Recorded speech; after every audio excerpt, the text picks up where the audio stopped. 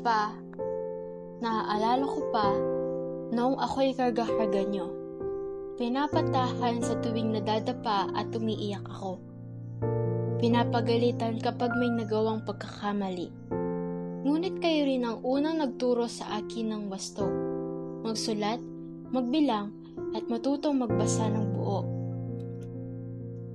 Salamat Pa, sa inyong pag-aaruga at pag-akay, sa pag-ibig na walang makakapantay. Mula nang ako'y magkamalay, kayo na ang naging gabay.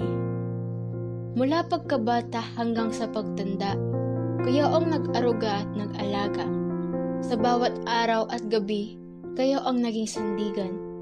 Lalo na sa oras ng maling desisyon at kasalanan. Ang inyong oras at sakripisyo, hindi kayang tumbasan ni numan sa mundo.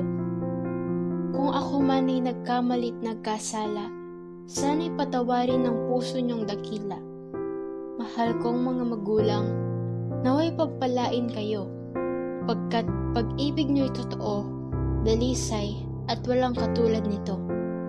Kahit anong hirap ng buhay, kahit wala nang makain, kayo'y nananatili, hindi kami iniiwan kahit kailan. Ang inyong pagmamahal ay wagas at busilak, mga payo niyo'y nagsisilbing tanglaw at gabay.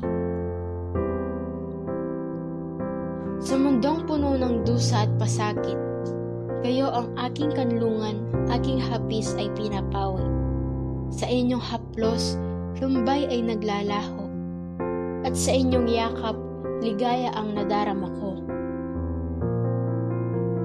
Salamat sa inyong ginawa't ginagawa, sa paggabay, sa suporta, at sa walang sawang pagsama. Sa bawat laban, kayo ay laging nandyan.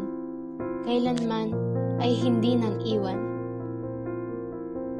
Kayo ang aming sandigan, aming inspirasyon, at kailanmay hindi matutumbasan ang inyong pagmamahal at sakripisyo.